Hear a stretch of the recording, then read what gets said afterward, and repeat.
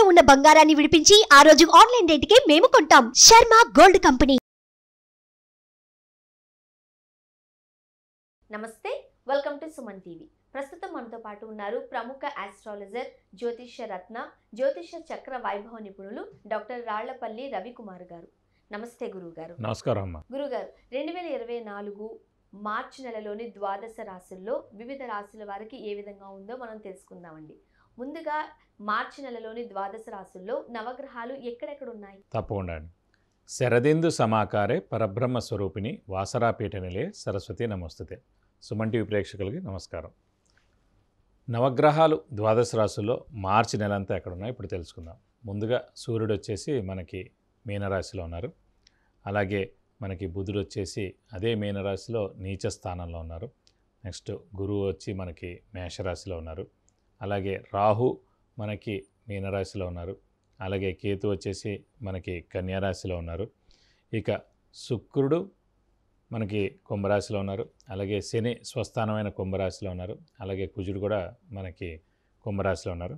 ఓవరాల్గా చూసుకుంటే కనుక కుంభరాశి మీనరాశిలో మూడు గ్రహాలు చొప్పున ఉన్నాయి. కాబట్టి ఈసారి కొంచెం జాగ్రత్తగానే చెప్పుకోవాలండి. సో ఈ వీడియోలో మనం మిథున రాశి గల వారికి మార్చి నెలంతా ఎలా ఉండే అవకాశం ఉందంటారండి? తప్పకుండా అండి. మిథున రాశి అనగానే మనకి మృగశిర 3-4 పాదాలు, ఆరుద్ర 1, 2, 3, 4 పాదాలు, పునర్వసు 1, 2, 3 పాదాలు, ఈ నక్షత్రాల సమూహం అంతా కూడా మనకి మిథున రాశిలోకి వస్తుంది.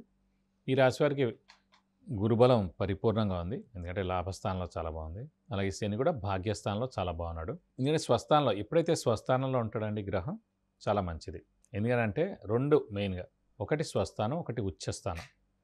స్వస్థానంలో ఉంటే అంటే 80% బలం, ఉచ్చస్థానం అంటే కనుక 100% బలం.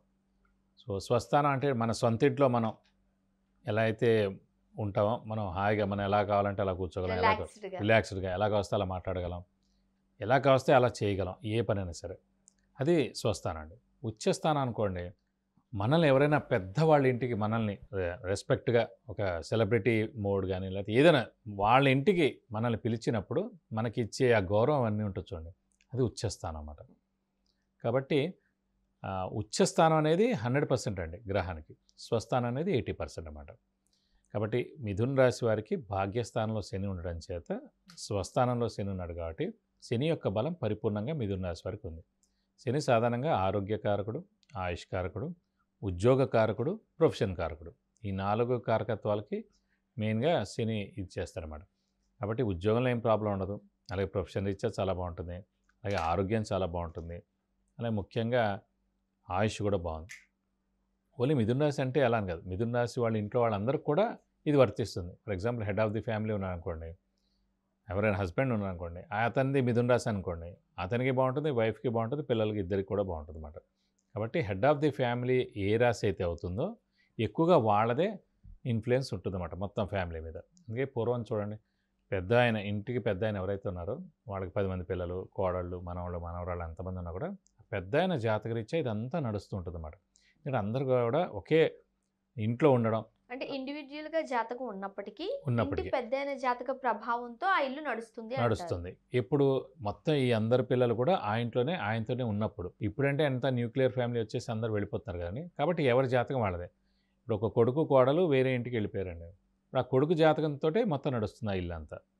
ఇక్కడ మటుకు ఈ తండ్రి జాతకం నడుస్తున్నమాట. అందరూ కలిసి ఉన్న రోజు మటుకు ఖచ్చితంగా ఆ పెద్ద ఆయన జాతకం ఏదైతే ఉందో ఆయన జాతకరీత్యా మొత్తం అంతా నడుస్తుంది. ఆయన రెమెడీ చేసుకుంటే సరిపోతుంది, మిగతా అందరూ కూడా కవర్ అయిపోతుంది. వాడు మిథున రాశి వారికి ముఖ్యంగా శ్రమ, కాలం, ధనం వ్యర్థం కాకుండా ఉంటుంది. అవసరానికి డబ్బులు సమకూరుతాయి, రావాల్సిన బాకీలు వసూలు అవుతాయి, షూరిటీస్ పెట్టవచ్చును, స్పెక్యులేషన్స్ కలిసి వస్తాయి. వ్యాపారస్తులకి పట్టిందల్లా బంగారం, వాళ్ళు ఎక్స్పాన్షన్ చేసుకోవచ్చు వ్యాపారాన్ని, అలాగే క్రెడిట్స్ ఇవ్వచ్చు.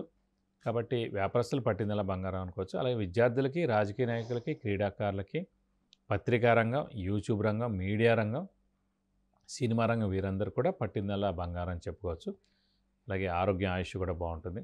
అలాగే ముఖ్యంగా వీళ్ళకి ప్రస్తుతం ఏంటంటే ఒక్కటి మటుకు మైనస్ ఏంటి, ప్రస్తుతం రాశి అధిపతి అంటే మిథున రాశికి అధిపతి బుధుడు అండి. అలాంటి బుధుడు నీచ స్థానంలో ఉన్నాడు. కాబట్టి ఒక్క రియల్ ఎస్టేట్ వాళ్ళకి మటుకు నష్టం అని చెప్పాలి. రియల్ ఎస్టేట్ వాళ్ళు అందరూ కూడా భూములు, స్థలాలు ఇవన్నీ ఎక్కువగా సేల్ చేస్తుంటారు, మధ్యవర్తిత్వం వహిస్తుంటారు, అడ్వాన్సులు ఇస్తుంటారు, ఇవన్నీ కొంటూ ఉంటారు. కాబట్టి బుధుడు మెయిన్గా బాలేడంటే కనుక వాళ్ళకి రియల్ ఎస్టేట్ కలిసి రాదు. సో వాళ్ళకైతే కాస్త ఇబ్బందికరమైన పరిస్థితులే. ఖచ్చితంగా. అందుకే రియల్ ఎస్టేట్ వాళ్ళ ఒక్కళ్ళకే ప్రాబ్లం అట. అలాగే ఇల్లు కొనేవాళ్ళు కూడా ఎవరైనా సరే ప్రస్తుతం మిథున రాశి వాళ్ళు కొంచెం ఆచితూచి అడుగులేయండి. ఎందుకంటే ప్రస్తుతం బుధుడు నీచలో ఉన్నాడు కాబట్టి ఈ నెలలు మార్చి నెల మళ్ళీ ఏప్రిల్ 1 నుంచి మీ ఇష్టం పర్వాలేదు. ఎందుకంటే కరెక్ట్ మనకి ల్యాండ్ దొరకాలి, ఇల్లు దొరకాలి, అది సరైనది అవ్వాలి, లిటిగేషన్ అవ్వకూడదు, కోర్టు కేసు ఉండకూడదు, లేదంటే కనుక మనకి వాస్తు దోషం ఉండొచ్చు. ఇవన్నీ ఎందుకు ఉంటాయంటే ప్రస్తుతం బుధుడు నీచలో ఉన్నాడు కాబట్టి మనకు కరెక్ట్గా ఇలాంటి టైంలోనే మనం వెళ్ళి చూడడం, అలాంటిది మనం కొనడం, లేకపోతే అడ్వాన్స్ ఇవ్వడం ఇలాంటివన్నీ జరుగుతాయండి. ఈ నెలలు అయిపోయిన తర్వాత ఏప్రిల్ 1 తర్వాత అవన్నీ బయటపడతాయి అన్నమాట.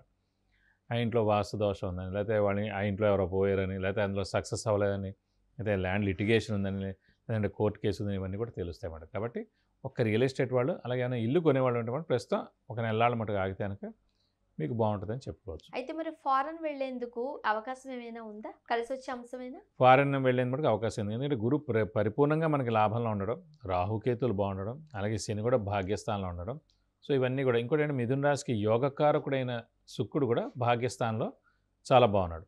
కాబట్టి అదృష్టకారకుడు, యోగకారకుడు, లక్ ఫేవర్ చేసే గ్రహం కూడా ఒక 75% బాగుంది. కాబట్టి గట్టిగా ప్రయత్నిస్తే ఎప్పుడైనా సరే మానవ ప్రయత్నం ఇంపార్టెంట్ అండి. మానవ ప్రయత్నం లేకుండా ఏది జరగదు. మనం కూర్చున్న చోట అన్నీ వచ్చేయాలంటే జరగదు. మీరు చాలా హార్డ్ వర్క్ చేయాలి. కొంతమందికి అంటే ఎర్లీగా అవుతుంది, కొంతమందికి మధ్య వయసులో, కొంతమందికి లాస్ట్లో అవుతుంది, కొంతమందికి ఏ టైంలోనే అవ్వకపోవచ్చు, కానీ వాళ్ళ పిల్లలు అవుట్స్టాండింగ్గా అతి చిన్న వయసులోనే అవుతారు. సో అలాంటంటే ఇదంతా కూడా ఏదైనా సరే కష్టపడితేనే వస్తుంది, కష్టపడకుండా రాదు. అలాగే మీరు మనస్ఫూర్తిగా ఇష్టపూర్వకంగా హార్డ్ వర్క్ అనుకోండి, స్మార్ట్ వర్క్ అనుకోండి, ఏదైనా సరే కష్టపడి మీరు పని చేస్తే కనుక తప్పకుండా మీరు హైట్స్ రీచ్ అవుతారు. ఇవన్నీ ఏంటంటే సూచన మాత్రమే. ఫస్ట్ ఏంటంటే ఇవన్నీ జ్యోతిష్యం అనేది సూచన మాత్రమే. దానికి మీరు ఎంత హార్డ్ వర్క్ చేశారనేది ఇంపార్టెంట్. ఈరోజు నేను ఇది ఒక పాయింట్ ఏమైనా చెప్పగలిగినా కూడా నాకు ఒక 26 ఏళ్ళు 27 ఏళ్ళ అనుభవంతో చెప్పగలుగుతున్నాను. నేను ఒక ఏడాదితో ఇలా చెప్పలేము ఎవరు. సో అలాగే ఏదైనా సరే మీరు సాధన మీరు బాగా చేస్తే తప్పకుండా మీరు సక్సెస్ అయ్యేందుకు అవకాశాలు ఉన్నాయి.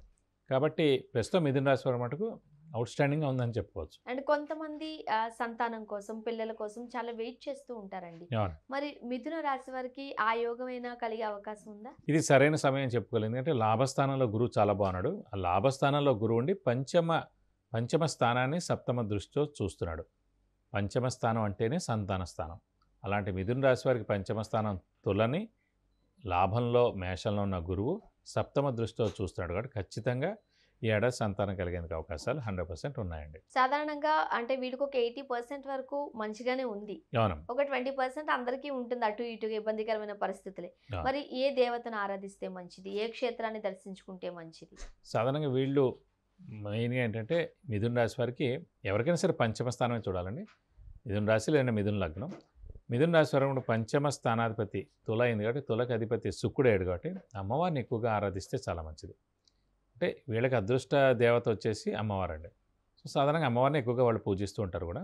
అమ్మవారిని ఎక్కువగా మీరు పట్టుకుంటే కనుక మీకు అన్ని విధాలా మంచి చేకూరుతుంది. అలానే మీరు చెబుతూ ఉంటారు చక్కటి పరిష్కార మార్గాలు, అంటే నియమ నిబంధనలు ఏవేంటి పాటిస్తే మంచిదంటారు? ఇప్పుడు ప్రస్తుతం మిథున రాశి వారికి ఒక్క బుధుడు ఒక్కడే నీచలో ఉన్నాడు కాబట్టి రాశ్యాధిపతి వాడే అయ్యాడు కాబట్టి ఈ నెల్లాళ్ళు మట్టుకు మిథున రాశి వారు ప్రతి బుధవారం ఉపవాసం ఉంటే చాలా మంచిదండి. అలాగే సేమ్ వినాయకుడిని లేదంటే వెంకటేశ్వర స్వామిని కూడా ఎక్కువగా ఆరాధిస్తే చాలా మంచిది. ఎందుకంటే ప్రస్తుతం మనకి మామూలుగా అయితే కనుక అమ్మవారిని ఎక్కువగా పూజిస్తే మీకు మంచి జరుగుతుంది. కానీ ప్రస్తుతం గోచారిచ్చే ఈ నెల్లాళ్ళు మటుకు మనకి బుధుడు నీచలో ఉన్నాడు కాబట్టి మన రాశ్యాధిపతి బుధుడు అయ్యాడు కాబట్టి మనం వెంకటేశ్వర స్వామి లేదంటే కనుక వినాయకుడిని ఎక్కువగా ఆరాధిస్తే చాలా మంచిది.